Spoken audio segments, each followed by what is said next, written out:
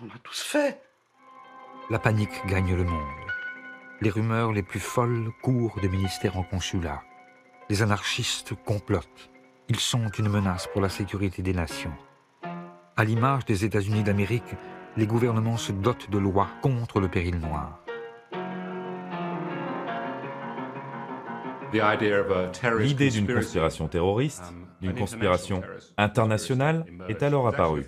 C'est la première fois que le concept de guerre à la terreur était utilisé.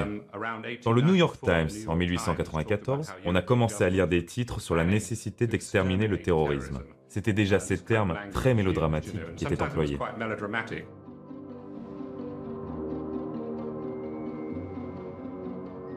Pour faire la guerre à cette internationale noire tout imaginaire, une bien réelle internationale policière se met en place.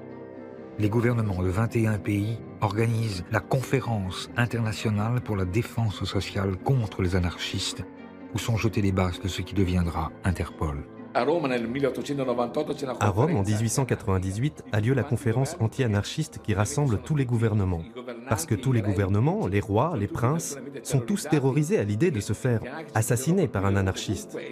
Mais tout ça ne sert à rien, puisque le 29 juillet 1900, en Italie, le roi Umberto Ier est assassiné par un anarchiste, Gaetano Bresci. Et avec lui, malgré la répression et les lois d'exception, les têtes couronnées et les chefs d'État tombent comme à gravelotte sous les coups des anarchistes.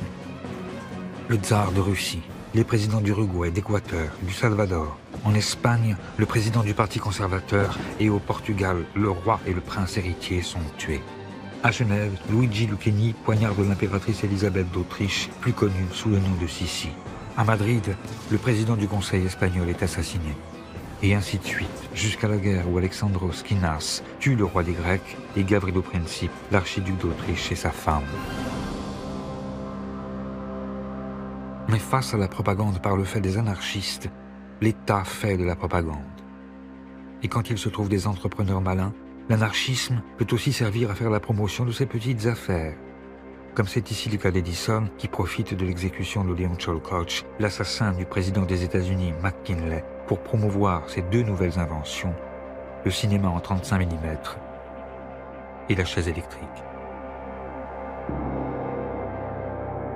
Ces attentats qui, somme toute, bien sûr, ils sont pas marrants, mais ils n'ont pas fait beaucoup de morts. Je pense que la période des attentats en France, elle a fait moins de morts que la révolte des bagnards aux îles du Salut en 94, où ils sont tous fait assassiner par les gardiens. En réalité, le nombre de ces attentats n'est pas si élevé. Les historiens s'accordent à dire qu'il y a eu moins de 200 morts dans toute la période de la propagande par le fait. Mais à la fin du 19e siècle, pour les anarchistes, un fait est sûr. La stratégie de l'attentat a montré ses limites. Elle n'a nulle part précipité d'insurrection et a plutôt contribué à décrédibiliser la cause libertaire. Pour les théoriciens, il est urgent de revenir à l'essentiel. À la fin du 19e siècle, beaucoup d'anarchistes, et même ceux qui avaient au départ accepté cette stratégie, ont commencé à rejeter la propagande par le fait et à dire que c'était une stratégie qui ne menait nulle part. C'est notamment le cas d'Enrico Malatesta, qui a dit « Le problème, c'est que ça nous a éloignés des luttes. Là où les anarchistes doivent être, c'est au cœur des luttes sociales. » Et donc, à la fin des années 1890, les anarchistes reviennent dans le mouvement social. Et c'est ainsi que naît le syndicalisme révolutionnaire.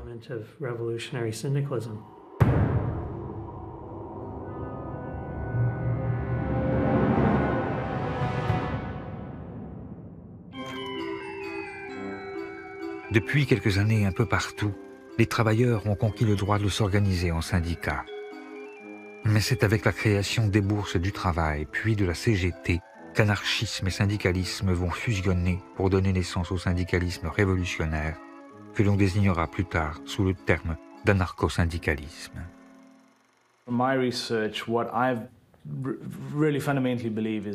Mes recherches montrent que le syndicalisme est fondamentalement une stratégie anarchiste. Bien sûr, c'est né en dehors du mouvement anarchiste, et c'est quelque chose que les anarchistes ont ensuite adopté. À l'intérieur de cette stratégie, les bourses du travail occupent une place particulière. Le grand promoteur du mouvement des bourses du travail est un jeune anarchiste qui s'était fait connaître en s'opposant à la stratégie de l'attentat. C'est quelqu'un pour qui j'ai une très grande admiration, c'est Pelloutier. Alors, c'est un Français, Pelloutier, qui meurt très jeune, à 30 quelques années, en s'étant tué à la tâche, littéralement. Mais il va fonder cette idée de bourse du travail. Qu'est-ce que c'est que ces bourses du travail? Tout comme le nom l'indique, c'est une bourse, c'est-à-dire un endroit où l'on vient pour négocier son travail, c'est-à-dire pour chaque...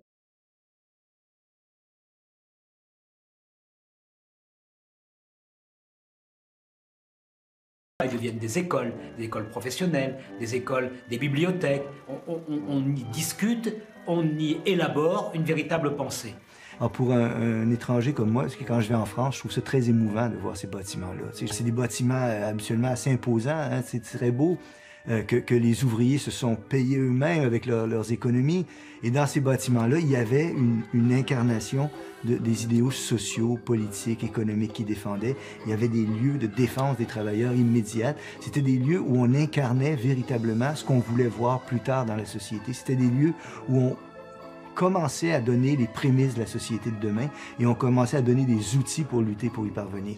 On y trouvait typiquement, on pouvait y trouver un musée du travail, on pouvait y trouver des cours du soir. Il y a des débats, des conférences, des spectacles aussi le dimanche où les ouvriers viennent en famille, des spectacles un peu exigeants, élevés. Enfin, c'est vraiment des foyers d'éducation populaire. Donner à l'ouvrier la science de son malheur, la formule de Pelloutier. Il y a encore une fois cette idée que la situation objective, elle est connaissable, on peut la connaître, et si on donne les informations pertinentes aux gens qui sont concernés, ils comprendront la situation dans laquelle ils se trouvent et ils seront vraisemblablement intéressés à la transformer, cette situation-là. Donc c'est cette idée que la connaissance du monde est un préalable à la volonté de le transformer. On retrouve cette idée-là chez les anarchistes, on retrouve cette idée-là chez Pelloutier. Le nombre de bourses du travail explose. Sous la pression des travailleurs, les villes se dotent de palais du peuple. On en compte près d'une centaine au début du siècle. Elle fusionne avec la CGT qui regroupe alors des milliers de syndiqués. S'ils ne sont pas tous libertaires, loin s'en faut, il se donne pour secrétaire aux fédérations Émile Pouget, un anarchiste consommé qui considère lui aussi que c'est le syndicat et non le parti politique qui doit avoir un rôle central, stratégique et révolutionnaire. C'est l'âge d'or, au fond, du mouvement syndical.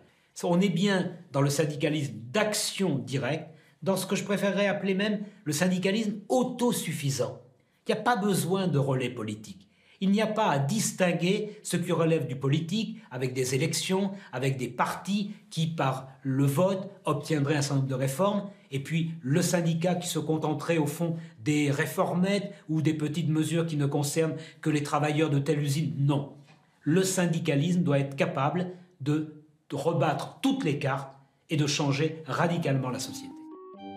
Cette conception globale du rôle du syndicat amène les anarchistes à refuser la stratégie des urnes. Le vote, loin de leur apparaître comme l'exercice d'un droit, est bien plutôt conçu comme une légitimation de l'ordre établi. À chaque élection, ils prônent un abstentionnisme radical. Ils savent bien que le vote, c'est une arme tout à fait illusoire. Que ça ne change rien.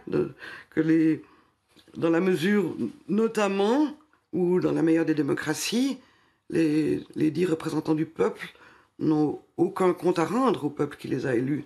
C'est pas un refus de la démocratie, c'est une contestation de ce qu'on nous donne habituellement comme étant la démocratie. Alors, ils imaginent des manières de fonctionner. Alors, dans les mouvements anarcho-syndicalistes, il y avait des délégués, mais ils étaient révocables en tout temps. Alors, c'est une façon différente de penser la politique. Pour changer les choses dans cette manière différente de penser la politique, les anarcho-syndicalistes préfèrent utiliser l'arme forgée à la suite du congrès de Saint-Imier. Et c'est ainsi que partout dans ce XXe siècle naissant, on voit fleurir le même mot d'ordre, grève générale. L'idée peut paraître simpliste vue d'aujourd'hui, mais elle est en même temps révolutionnaire. Si toutes les usines s'arrêtent de travailler, comment les capitalistes pourront-ils continuer à toucher leurs capitaux, à toucher leurs dividendes, puisqu'il n'y aura plus rien? Et si tout le monde en même temps fait la grève, ça suppose pour certains, l'économie de l'insurrection. La société s'écroulera d'elle-même sans qu'il soit besoin d'une violence extrême, puisque la bourgeoisie ne pourra pas faire front. Ce sera déjà la société sans État, parce que l'État n'aura plus de raison d'être. C'est pas l'idée, au fond, de tuer ou de mettre en prison les bourgeois, les capitalistes. C'est les tuer dans leur essence de capitalistes. S'il n'y a plus de capitaux produits, il n'y a plus de capitalistes.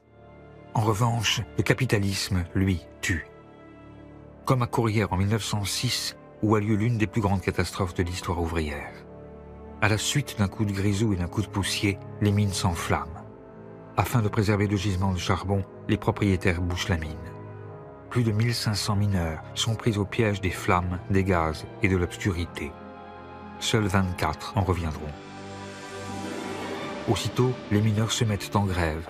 Les femmes en tête réclament justice. Les anarchistes sont en première ligne. Clémenceau, qui vient d'être nommé ministre de l'Intérieur, envoie la troupe. 20 000 soldats chargent les manifestants. En réponse, pour le 1er mai 1906, les syndicalistes libertaires de la CGT exigent la journée de 8 heures et appellent à la grève générale.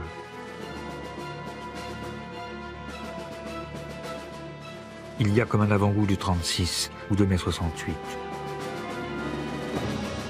Dans les bourses du travail, si les anarchistes font des soupes populaires et jouent à l'orchestre, ils savent que bientôt viendra l'heure de l'affrontement. En plein cœur de cette époque qui n'est pas belle pour tout le monde, les travailleurs se préparent. La bourgeoisie tremble. La France retient son souffle. Il y a toute une fébrilité autour de ce 1er mai 1906 qui doit être le départ de la grève générale. Donc il y a une attente presque millénariste. On voit des banderoles dans tant de jours nous serons libres. C'est actualisé au fur et à mesure qu'on se rapproche de la date fatidique. Et il y a une véritable panique qui saisit la bourgeoisie à l'approche de ce 1er mai 1906. Et à Paris, il y a 45 000 hommes de troupes pour empêcher toute manifestation de se tenir. Donc il y a la tactique du manège et des dragons qui tournent en rond sur les places. Il va y avoir des affrontements autour de la place de la République. C'est vraiment des charges sabre au clair. Et quand on frappe, c'est bien souvent avec le tranchant. Il y a un nombre de mutilations incroyable. Et puis il y a des morts, pas mal de morts aussi. Malgré les arrestations, les blessés et les morts, les anarchistes remportent ici tout de même une grande victoire. Ils font la preuve qu'ils peuvent mobiliser les travailleurs et obtenir gain de cause. Car si la journée de 8 heures n'a pas été obtenue, le gouvernement a tout de même été obligé de lâcher, sous la pression, un jour de repos. Le syndicalisme révolutionnaire est alors au fait de sa popularité. La charte d'Amiens, adoptée quelques semaines plus tard, symbolise son triomphe et demeure aujourd'hui encore le codex du mouvement syndical en France et dans le monde. Car au début du XXe siècle, l'anarcho-syndicalisme fait des petits un peu partout. La CNT en Espagne, qui regroupera bientôt près de 2 millions de travailleurs. La FORA, qui structurera la vie politique argentine jusque dans les années 50, ou encore les IWW aux États-Unis d'Amérique, qui prennent pour emblème un chat noir et un sabot que les ouvriers français glissaient dans les machines pour les casser, et qui, dans de très nombreuses langues, formera l'étymologie du mot sabotage. Si vous prenez une carte du monde, alors vous verrez que le mouvement anarcho-syndicaliste s'est développé dans toute l'Amérique latine et dans toute l'Europe. Si l'on parle d'une présence certes minoritaire, mais avec une influence énorme, alors vous trouverez l'Europe de l'Est, l'Afrique du Nord et jusqu'en Extrême-Orient. Le syndicalisme révolutionnaire s'est implanté aussitôt dans le monde entier, surtout dans les pays capitalistes industrialisés. Avec ces organisations qui voient le jour tout autour du monde et leurs publications qui tirent dans toutes les langues, le courant syndicaliste révolutionnaire parvient à toucher des franges de la population jusqu'alors négligées par les autres courants politiques. Et grâce à elle, l'anarchisme étend son influence et accroît sa force d'impact. Au fur et à mesure de l'implantation des syndicats anarchistes, ceux-ci se dotaient toujours de sections féminines. Ce ne sont pas des ghettos, car ces sections féminines étaient vraiment aux avant-postes de la Révolution.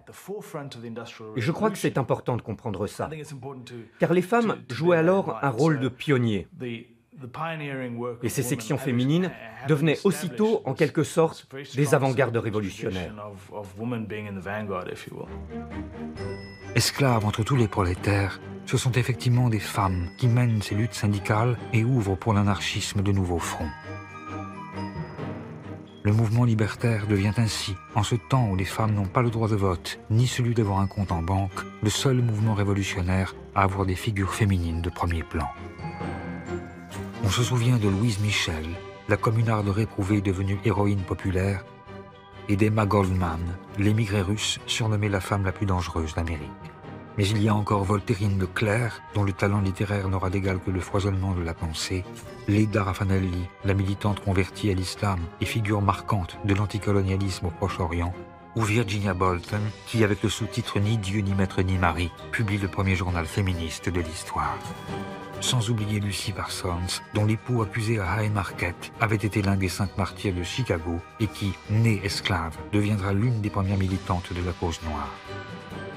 Connues et reconnues, ces femmes qui remplissent les salles sur leur seul nom sont admirées par les sympathisants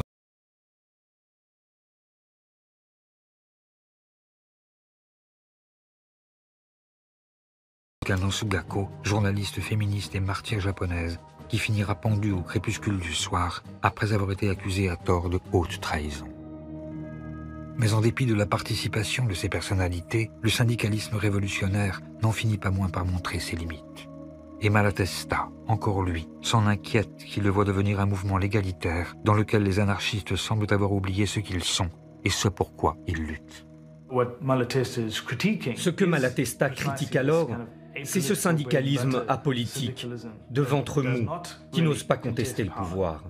Un syndicalisme qui jette la confusion et veut juste perdurer, qui n'admet pas que son objectif final doit être la destruction de tout pouvoir politique.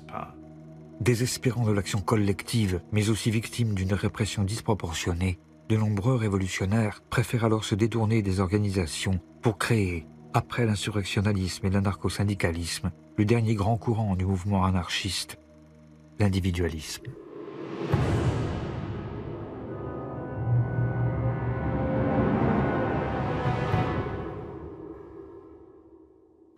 Descendants des Lumières et héritiers du romantisme, les individualistes sont les enfants terribles de leur temps.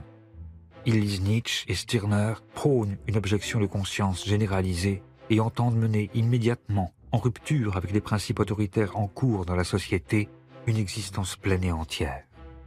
C'est des gens dont j'ai examiné les trajectoires cas par cas. Et ce qu'ils veulent, c'est pouvoir travailler de leurs mains, mais aussi de leur tête, enfin, être des hommes complets. Ils veulent avoir la vie bonne, ce qu'ils estiment être la vie bonne, et ce qui est très loin de la vie facile, hein, d'ailleurs, aujourd'hui, maintenant, ici et maintenant. Ce désir global de changement qui conduit les individualistes à rejeter le travail, la famille, la patrie, tous les fondements de la morale bourgeoise, les amène à proposer des alternatives de vie. Et ces pratiques nouvelles qu'ils inventent alors font d'eux aussi de vrais révolutionnaires. Ça va concerner absolument tous les aspects de la vie, la sexualité, l'éducation, les vêtements, donc ils vont prôner la nudité, les femmes vont abandonner le corset, les chapeaux, tous les vêtements contraignants. À la place du mariage, ils vont préconiser l'union libre, ou alors certains, l'amour libre. Et éventuellement plural, il n'y a pas d'inconvénient à aimer plusieurs personnes à la fois, et pour les femmes et pour les hommes. Enfin ça c'est la doctrine, bien sûr dans les faits, il y a beaucoup de grincements de dents et de souffrances. Bien qu'ils soient individualistes, ces anarchistes ne s'en regroupent pas moins. Et à défaut de changer le monde, ils décident de changer d'univers. Ils créent dans les villes des Athénées libertaires ou des colonies agricoles à la campagne. Et partout, ils partent mettre en cohérence leurs idées et leurs actes, comme ici, en Palestine, où les anarchistes juifs fondent des Degania, la mère des kibbutzim. Mais c'est surtout en Amérique latine que de véritables villes libertaires voient le jour. Il y a la Nouvelle-Australie où s'installa notamment Mary Gilmore, ou encore la Colonia Cecilia, fondée au Brésil par Giovanni Rossi et un groupe d'anarchistes italiens, dont il ne reste qu'une seule image. Pendant 4 ans, ces libertaires abolissent les hiérarchies, la religion et l'argent, s'organisent en conseil, s'aiment librement et chantent des chansons. Terra di ladri, coi miei compagni vado in esilio e tutti uniti a lavorare, formeremo la colonia sociale. E tu borghese ne paghi il fio, tutto precipita, re patria e Dio, e l'anarchia forte e gloriosa e vittoriosa trionferà, si trionferà. Mais l'anarchie ne triomphe pas, et ces colonies, véritables contre-sociétés qui devaient être le germe du monde nouveau, ferment les unes après les autres. Certains individualistes se disent alors que si pour changer la société, il faut bien changer l'individu, pour changer l'individu, il faut reprendre le mal à la racine.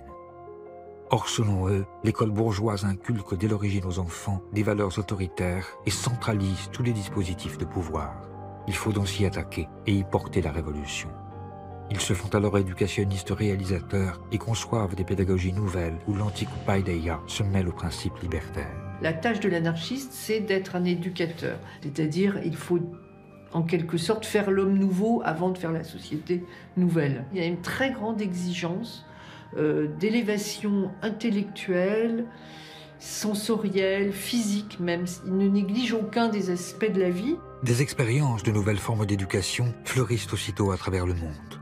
La ruche de Sébastien Faure ou l'orphelinat de Sampuy de Paul Robin.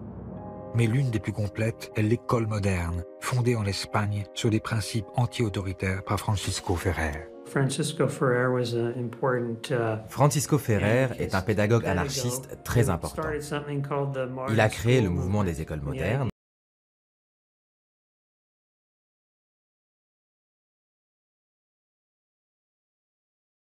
mais aussi des adultes, basés sur des relations égalitaires entre les élèves et les professeurs. C'est une éducation intégrale, c'est-à-dire qu'elle doit être à la fois manuelle et intellectuelle. L'enfant doit savoir à peu près tout faire.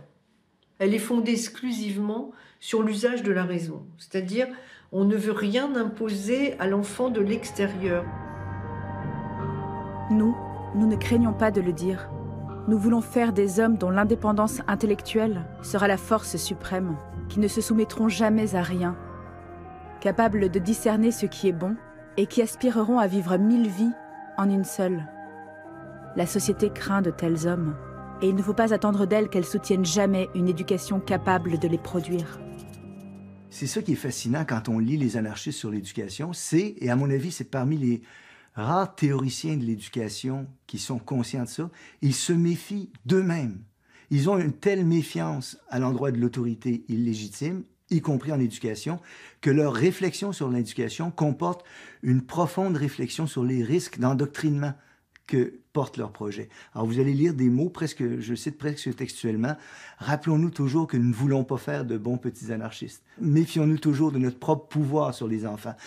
Nous tentons de faire des hommes libres. Il se pourrait qu'ils pensent autre chose que nous plus tard. C'est à ça qu'on reconnaîtra qu'on a véritablement fait des hommes libres. » Ces écoles laïques et libertaires, où les enfants posent en cagoule, suscitent bien sûr le fantasme, et leur succès inquiète autant le clergé que la bourgeoisie. Il faut arrêter au plus vite Francisco Ferrer, leur fondateur qui s'est pourtant toujours opposé à toute forme de violence. Une occasion est trouvée au cours de la semaine tragique de Barcelone de l'inculper à tort. Il est très vite visé par la répression, qui en 1909 l'accuse d'avoir fomenté la grève générale de Barcelone et le condamne à mort. Il va y avoir une solidarité internationale qui va se développer sur tous les continents, aux États-Unis, en Australie, en Europe, dans toutes les grandes villes d'Europe. Il y aura des manifestations pour empêcher l'exécution, il y aura des pétitions, il y a même des gouvernements qui vont intervenir pour demander au gouvernement espagnol de l'épargner, mais Ferrer est exécuté. Et alors, quelques heures après son exécution, des foules se rassemblent partout dans les grandes villes, mais notamment à Paris. L'émeute parisienne sera la plus spectaculaire de toutes, le 13 octobre 1909 exactement. Il va y avoir une émeute d'une intensité extraordinaire. Les terrassiers, qui sont vraiment la fleur du prolétariat de cette époque, arrivent pioche à l'épaule, dépavent les avenues, mettent à nu les conduites de gaz, les percent, les enflamment. Paris est transformé en brasier. L'assassinat de Ferrer par la justice espagnole provoque en France les échauffourées les plus violentes depuis la Commune. Et c'est dans ce contexte de répression généralisée, on l'oublie trop souvent, que certains individualistes vont reprendre partout la voie des armes, comme au temps de la propagande par le fait, mais avec, cette fois, la conscience de la vanité de leurs gestes et l'assurance de la tragédie qui les attend.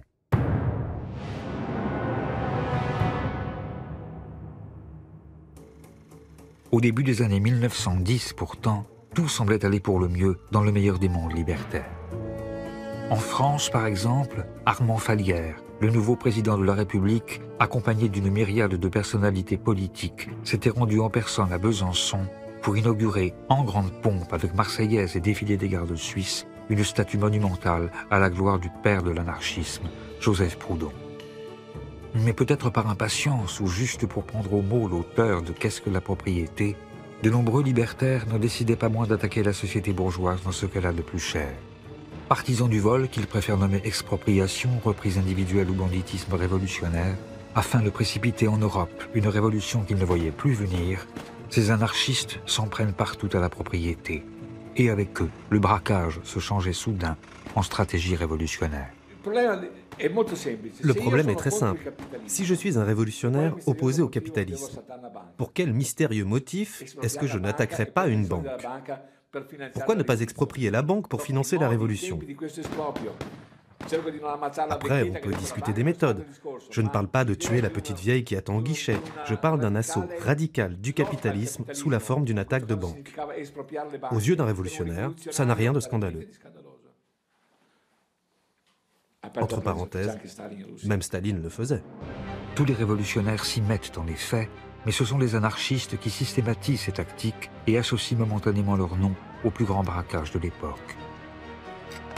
Il y aura Buenaventura Durruti, le plus grand terroriste d'Espagne, avant de devenir le leader de la révolution anarchiste en Catalogne, qui met à sac, avec les Solidarios, une partie de l'Europe et de l'Amérique latine.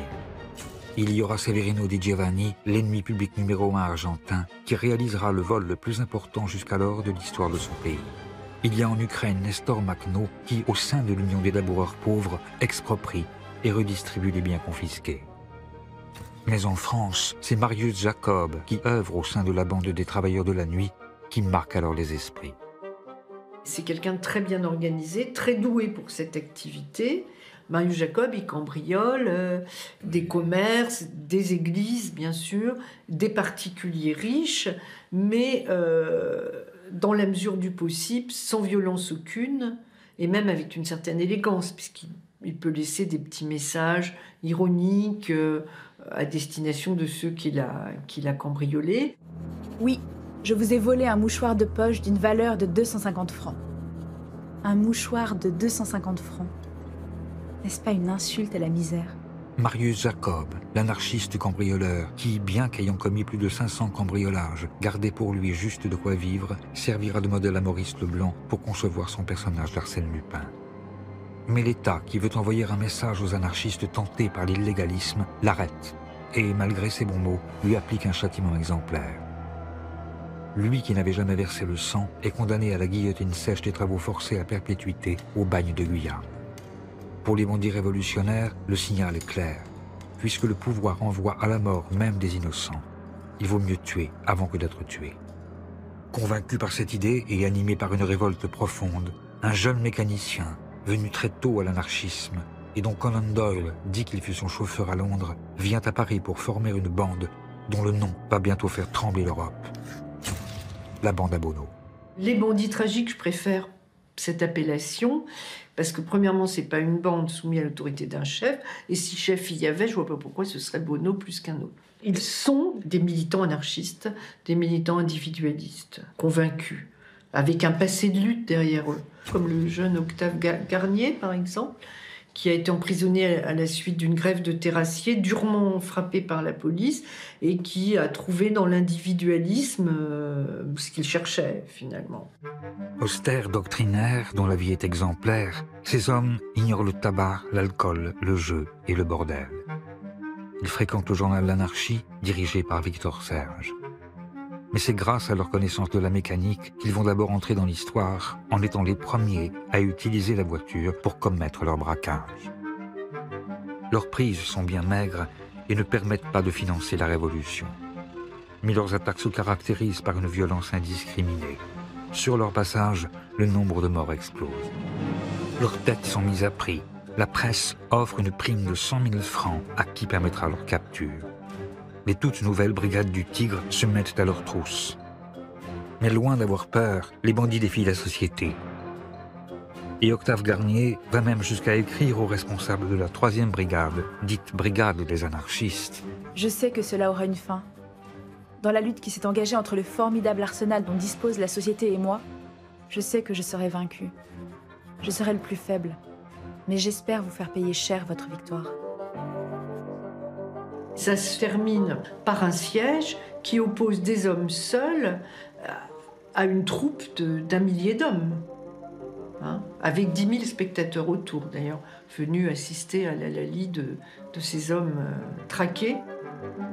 Ils se battent comme des lions jusqu'au bout, toute la nuit, comme la petite chef de M. Seguin avec le loup, avec aucune chance de s'en tirer, et ils le savent. C'est ça qui fait d'eux, je dirais, des sortes de propagandistes par le fait. La geste des bandits tragiques s'achève le 28 avril 1912 dans la proche banlieue de Paris. Une fois n'est pas coutume, c'est la police qui pose des bombes.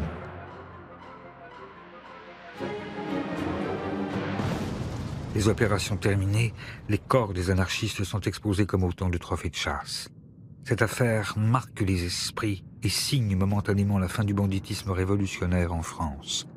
Bonneau, comme nombre d'illégalistes, devient peu à peu une figure controversée, tantôt rejetée, tantôt réintégrée dans la mémoire anarchiste au gré des périodes et des nécessités. Plutôt que de considérer les gestes de la bande à Bonneau comme étant un véritable mouvement de protestation, si on veut, moi personnellement, je pencherais plutôt pour l'hypothèse que c'est la manifestation d'un échec. C'est-à-dire que ce sont des épisodes qui peuvent attirer une espèce de curiosité morbide, mais en fait, en réalité, restent des épisodes marginaux. Et en ce qui concerne la bande à Bonneau, c'est de la marginalité d'un groupement qui était marginal.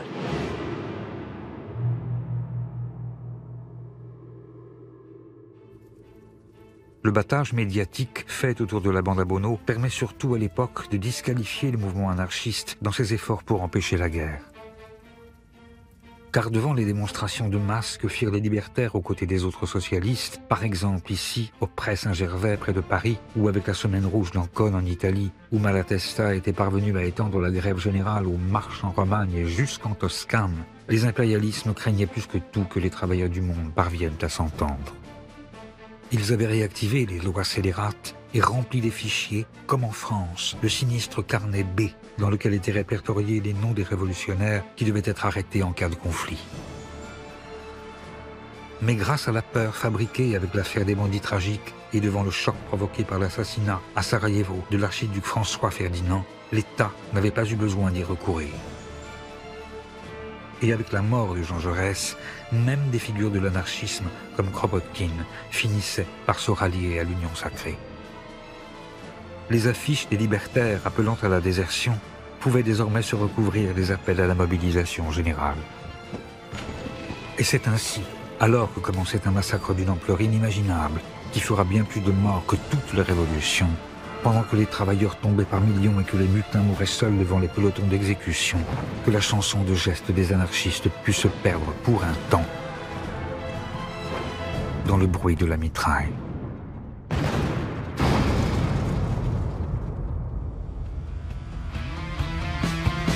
Car notre sang bleu et noir